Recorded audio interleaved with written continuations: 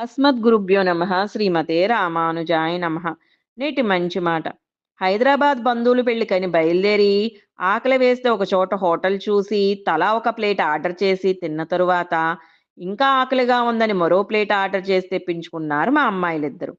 Tiffin సగం తిని సగం వదిలేసి మధ్యలోనే వెళ్ళి చేతులు కడుక్కున్నారు. మిగిలిపోయిన టిఫిన్ చూసి నా మనసు కలుక్కుమంది. ఆకలి వేసి తెప్పించుకున్నారు కదా, మొత్తం తింటారనుకున్నాను కానీ ఇలా వదిలేస్తారని అనుకోలేదు. దారి మధ్యలో ఒక దగ్గర పుచ్చకాయ ముక్కలు కోసి ఐస్ పెట్టి వాటి మీద ఉప్పు చల్లి అమ్ముతున్నారు. అవి తిందామని బతిమలారి కారాపించి ఇక్కడ అదే తంతు. అందరం తిన్న తర్వాత మరో ప్లేట్ ఆర్డర్ చేసి సగం తిని సగం వదిలేశారు. ఈసారి వారిలో నా శ్రీమతి కూడా చేరింది. మరోసారి బాధపడి నోరు చేసుకోకుండా ఊరుకున్నా.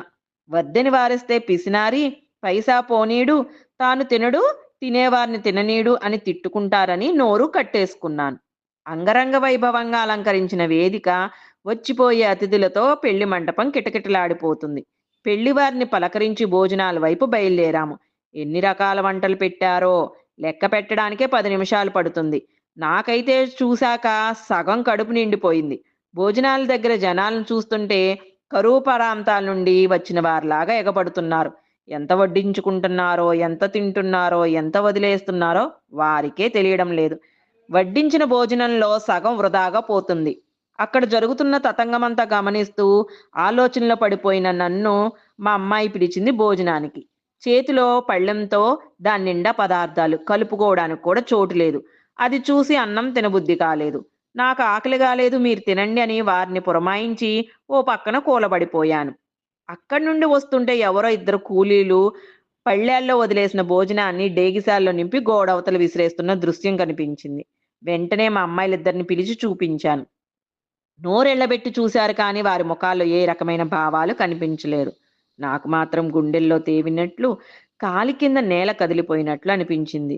తిరుగు ప్రయాణంలో నా మనసంతా వృధా అవుతున్న భోజనం చుట్టే తిరుగుతుంది. ఏమైంది నాన్న?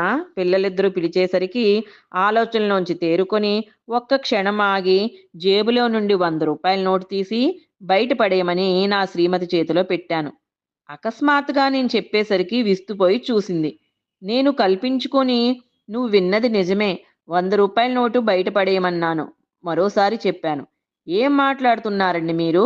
భోజనాల దగ్గర నుండి చూస్తున్నాను ముభావంగా ఉంటున్నారు. ఏమి మాట్లాడటం లేదు. ఏమైందని పలకరిస్తే 100 రూపాయలు బయట పడేయమంటారా? గాలిగాని సోకిందా?"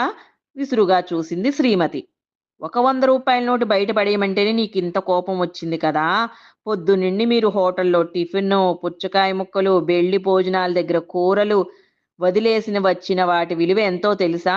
మీ ముగ్గురికి కలిపి దాదాపు 1000 రూపాయలు అవుతుంది తెలుసా? అంటే మీరు 1000 రూపాయలు బయట పడేశారు. నేను 100 రూపాయల నోటు విసిరేయడం పిచ్చైతే, మీరు అవసరాన్ని మించి భోజనం వడ్డించుకొని వదిలేయడం పిచ్చి కాదా? అన్నం పరబ్రహ్మ స్వరూపం అన్నారు. అలాంటి అన్నాన్ని పడేసి మనం దైవాన్ని అవమానించినట్లు కాదా?